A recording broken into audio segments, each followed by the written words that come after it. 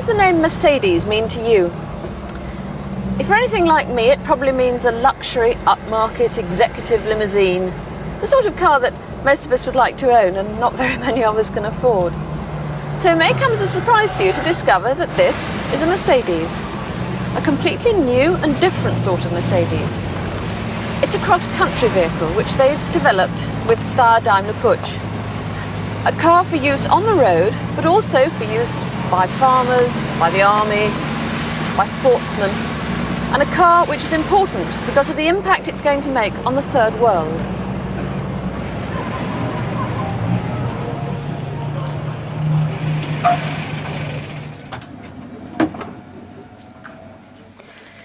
And here we have the cars. Well, some of them anyway, because there are an amazing variety of these cars. There are petrol engine cars, there are diesel engine cars, there are long wheel-based cars, and there are short wheel-based cars. Some have automatic transmission, some of them have power steering. And there's even a variety of body styles. You can have closed body, open body, or canvas top body. And of course, being Mercedes, that isn't the end. They're already working on lots of ways in which you can open the rear door, and, would you believe it, on a double-decker version. But of course, the whole success of this car depends on how it behaves off the road. Mercedes say this car will do almost anything, and quite honestly, I think it probably would. I think you could probably drive it up the side of a house if you really had to. And although it isn't a very comfortable ride, it hasn't put a foot wrong. It's never faltered. I have. I've faltered several times, because what you need to drive this car is faith and a gentle foot on the accelerator.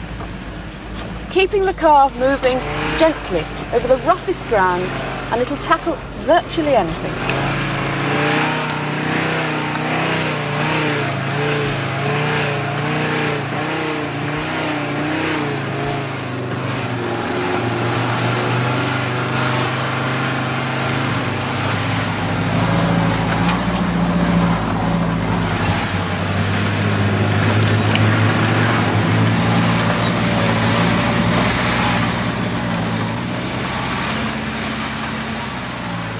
I think the worst things from my point of view are those very steep inclines where you go up to the top of a hill and you have absolutely no idea where the track's going.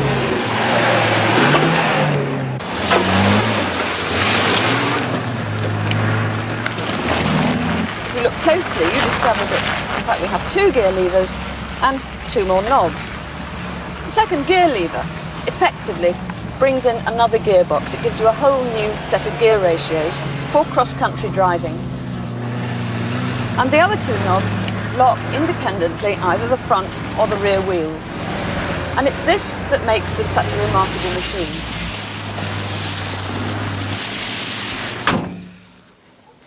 Curiously enough, this new Mercedes looks and feels equally at home on the open road, in the depths of the countryside, or even by the harbour. And it wouldn't surprise me at all to discover that this car becomes the cult car for the European jet set. But before you start reaching for your checkbooks, there are 1 or 2 things you ought to know.